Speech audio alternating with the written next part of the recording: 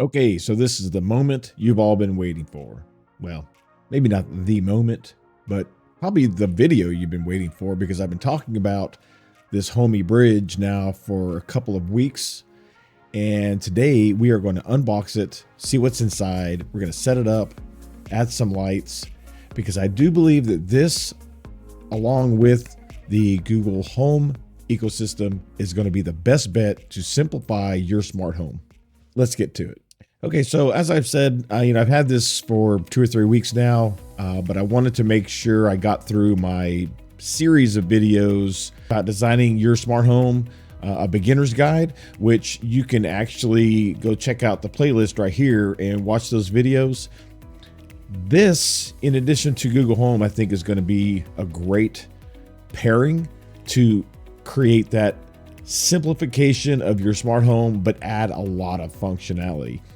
Now, I already have the Homey app installed because I've got the account created online, and I originally had some applications running on it, but I went ahead and removed all those applications. So right now it has nothing in it.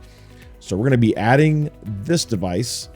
Then we're going to add a light. I think I can add this light down here. It's a Philips Hue light. And we'll then kind of see how easy that is. And then over the course of probably the next 2 or 3 weeks, my intention is to remove things from Google Home, add them to Homey, and then Homey will sync to Google Home. So ultimately, I can still control them using the Google Home and voice commands, but I can set up certain flows and things with the Homey app. So I'm really excited to get this set up. So let's get this unboxed and see what we got inside, and then we'll get it plugged up and get it added. So of course we have the handy dandy instruction guide, but honestly, this instruction booklet is like super simple. It really just has like 4 or 5 pages and kind of goes over some, specifics on, where to place Homey and the bridge and how to, get it connected, plug it up, add it to the app. Here's the last page where it talks about adding it to the app right there. But it's really simple. There's really nothing to it. And since I already have the app installed, I don't have to download the app and then set my account up, which is what they kind of go over in that booklet, is to download the app, get your account set up, and then connect the device. So let's get this device out of the box. This is actually a little bigger than I expected, but so looks pretty cool. All right, so here it is. Now, it's a little bigger around than I thought, but it's actually a little thinner than I thought. So again, pictures never do anything justice until you actually have it in your hand and you're holding it. It just never does it justice. So let's see what else we got. They give you a USB power adapter, which is nice. And of course a USB cable. So this cable here, let's see how long this is. Well, this cable's not too awful long. So if you have any kind of distance between like where you're going to plug it in and where you want to sit it, you might need a longer USB cable. It's simply a USB-A cable to micro USB. And why this isn't USB-C, I don't know. I'm not sure why it wouldn't be USB-C, but whatever, not a big deal. All right, so I got my cable plugged in over here on the side, and we're gonna go ahead and connect this device. And then I've actually got, technology is so cool. So in Windows, if you use Windows and you have an Android phone, you can actually link your phone to your computer, and then you can actually control your phone using your computer. And this is how I'm going to show you how I'm connecting the app and setting the lights up. It's really awesome. So at any rate, got it plugged in. Here's the device. Let's plug it in. We're going to let it boot up. You can see the light flashing right there. When this light is blue like this, it's already in pairing mode. So it's gonna pair with Bluetooth first, and then you'll be able to configure it in the app. So let's get the app opened up and get this added. Okay, and as you can see, I've got my phone actually doing a screen share on my computer, which is so cool because I can actually use my mouse to use my phone. That's pretty awesome. At any rate, so these are my grandkids here, but so let's get over here to the Homey app, and here, and we're going to go to devices, connected device. Now it's automatically looking for devices to add, and boom, there's the bridge. So connect Homey Bridge. And I think I'm gonna leave the bridge here in my office area, which is our bonus room. That way I can kind of manage it. Because it can connect via Wi-Fi, I don't really need it to be like anywhere specific in the house. I can leave it up here, no problem. So we're going to say bonus room. And so see here, it's actually looking for the Wi-Fi because that's what you're going to add it to. And so that's my Wi-Fi. Got my password typed in, and let's click next. So it's connecting to my Wi-Fi. And as you can see in the picture, and as you can see here on the actual bridge, the light is going around in circles. Up, and there it goes green. And that's what they say here on the screen, is that's what it'll look like when it's successful. So we are good to go. You see the light is kind of that pinkish magenta, and so that means it's installing the latest firmware, which is really cool that it just automatically did that, because you want to make sure that you install your current firmware regardless of what kind of device you have. It's absolutely important that you do that, because that's what's going to keep the device secure. It's going to keep the device up to date. It's going to patch any security flaws, add additional features. And so while that's doing that, I'm going to tell you what kind of my plan is. So I'm going to get the bridge connected, get it finished, connect some lights. The only thing this bridge doesn't give me is it does not give me the ability of doing thread, and it does not give me the ability of doing matter. In order to have the ability to connect those types of devices directly to the Homey, I would have to have the Homey Pro. Now, depending on how well this test goes, if it goes as well as I think it's going to go, then I will be getting a Homey Pro, and then I can use the bridge as kind of an extender in the house. And so that would be really nice. But I kind of wanted to test this first with some Wi-Fi devices and Zigbee and whatnot to see how it actually functions. And if I'm happy with it, then I'll get the Pro. The Pro's a little expensive. It's like 400 bucks. However, being able to have much better control over your network, and the fact that you can actually still control your network if you lose internet, is a huge plus. So in my opinion, it would be well worth the cost of having a Homey Pro, as long as everything works like it's supposed to work. So that's kind of what I wanted to get this for and test it. I think this was like $99. I'll link it in the description. You go check it out on Amazon. So this was definitely a much lower entry point as far as cost goes to test it. And with my account and this, I'll be able to do like 90% of everything that I could do with the Homey Pro. So I'm hoping that's going to work out like I expected. And if it is, I'll get the Pro. Okay, and we're back. So as you can see, the firmware is all up to date and we're ready to go. And according to what this shows here, the lights should be, rotating these colors. And as you can see here on the hub, it actually is, which is really awesome. I like RGB colors. I just think they're really cool. So let's hit continue. So now we go to devices, and now there's our bridge. Very cool. And as you can see here, I have the premium, and it's like really cheap as far as their online premium, and it gives you a lot more functionality. I think if you don't have premium, you can only have like 5 devices. So you can still use it without paying for it, but it really limits you as to what you can add. So I wanted the additional capabilities and features because I wanted to test it like I would use it. So I went ahead and subscribed to that. This is the app, and you can see here, they recently came out with the these dashboards where you can set certain devices and screens, and you can configure it to where you can actually use a dashboard as like a really quick access. And I think what I'm going to try to do is maybe get an Android or even an iOS tablet and set up a dashboard where I can just leave the tablet out and maybe even mount it on a wall and have easy access. So I think that's going to be really cool. But again, that's going to be down the road once I know it's working like it needs to work and I get the actual Homey Pro. Then I'll, do the whole Android tablet dashboard setup. Let's close that. And of course, here is where you can actually configure the dashboard. But as you can see, there's a lot of functionality in this app. And I really believe that, again, with the addition of this and Google Home, being able to add things into Homey and then have Google Home connect to Google Homey, and then have Google Home connect to the Homey device to be able to sync those devices over to Google Home. And that's a lot of homes and homies. But I think it's going to be pretty awesome. So I'm looking forward to getting it all set up.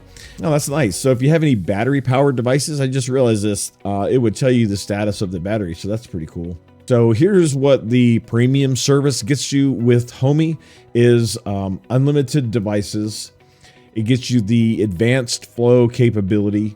It gives you a lot of like power insights, which is really cool because you're going to be able to determine or know, how much energy something's using if the device that's connected supports that. So that's going to be pretty awesome. And of course, these are some advanced logics and variables that you can add. So it's just, again, it added a lot more functionality that I wanted.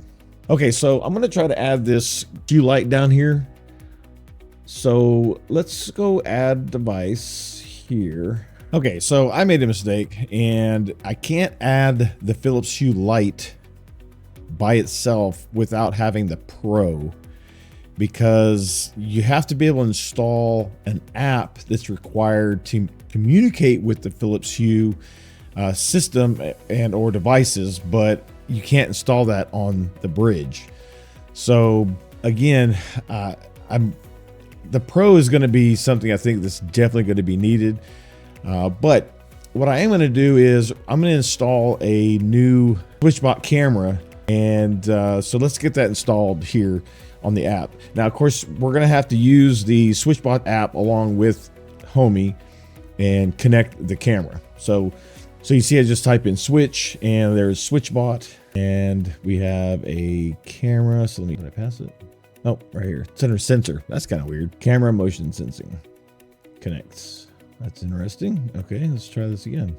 I love being able to control my phone with my computer. It's so awesome. Yeah, so I guess this camera that I have isn't compatible with Bluetooth. I thought it was, but I have to use the app itself. So I think what I'm going to do is I'm going to get me a Zigbee or Z-Wave device, and then we'll see about adding it directly to the Homey. And see, this is the thing too, without having the Pro. The Pro supports a lot more compatibility because you're able to install apps on it that you can then, like for example, the Philips Hue. I can install an app in the Homey Pro to be able to connect to the Philips Hue device without having a Philips Hue hub. It'll connect directly to the Homey hub, but I have to have the Pro to do that. So it was a caveat that I was not aware of. All of these apps require the Homey Pro. I can still use the Homey Cloud and install the app in the cloud, but I can't add directly to the bridge. Connect our Philips Hue app. So you want to make sure, and I have to select Homey Cloud and then select the Philips Hue and then install the app.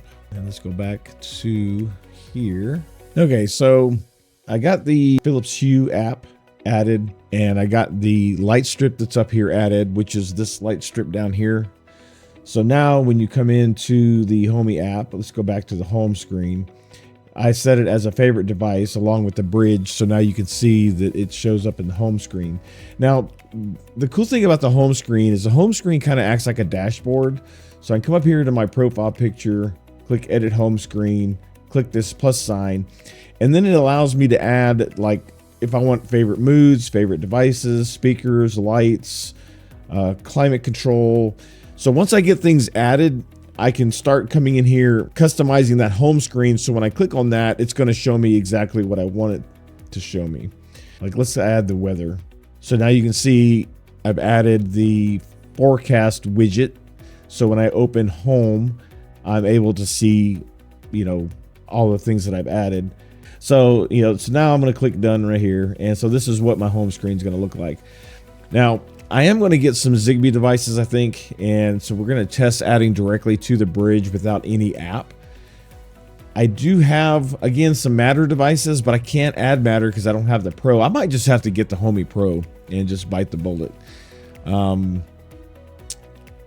Yeah, but at least this gives me the ability of adding Zigbee and Z-Wave, whereas before the bridge, you don't have that capability because you have to have the bridge to add those devices. So I am going to get a Zigbee or a Z-Wave device, and then we will add it to the network and we'll see how seamless that is. So we'll continue this once I get that. Okay, so I picked me up an Aqara vibration sensor, and I've actually really been curious about this device because I wanted to use it to replace the current sensor I have on my garage door because it doesn't seem to be as accurate. It's a motion sensor. And this right here is supposed to pick up like super faint vibrations, and I could be able to turn lights on and off with this in the Homey app. Now this device right here is supposed to be able to connect directly to my Homey hub over here, excuse me, the bridge. It's the Homey bridge, and without having any additional hub required. Normally this requires an Aqara hub, but because the Homey bridge is a 3.0 Zigbee capable hub, it shouldn't need it. So we're going to unbox this real quick. We're going to get it set up.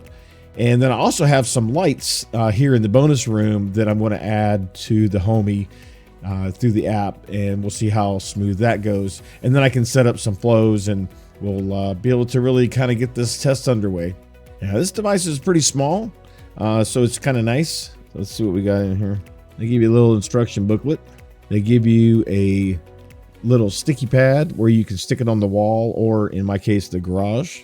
This is tiny, much smaller than what I expected, which is awesome because I like things being inconspicuous. I don't like big devices hanging out on the walls and things like that. So this is going to be perfect.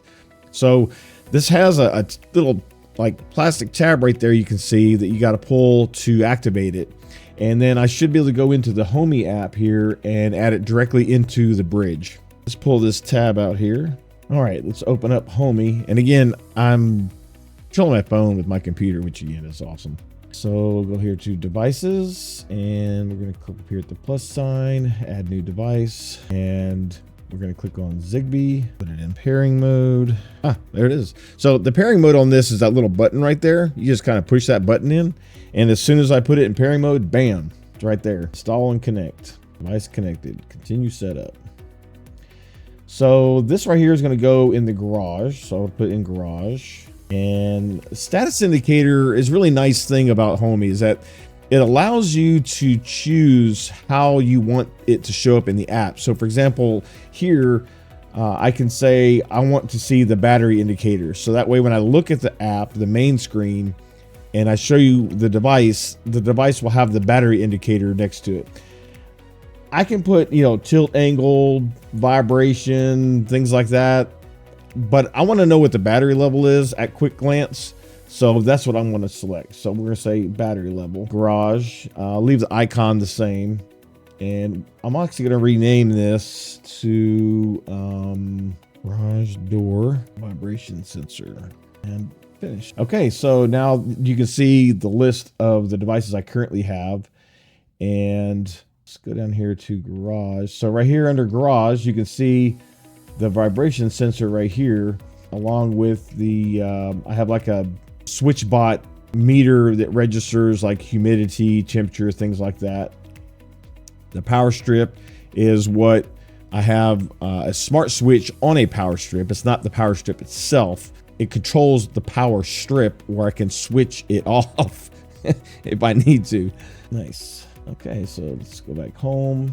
Okay, so the next thing I'm going to do is there's some lights in the bonus room. Now I'm going to turn these lights on. So the lighting is going to get terrible for a minute, but I need to get them on so I can add them into the app because they were added, but these lights are the Wi-Fi lights. And you know, on the Wi-Fi devices, like if you turn them on and off several times, it unpairs them and you have to repair them.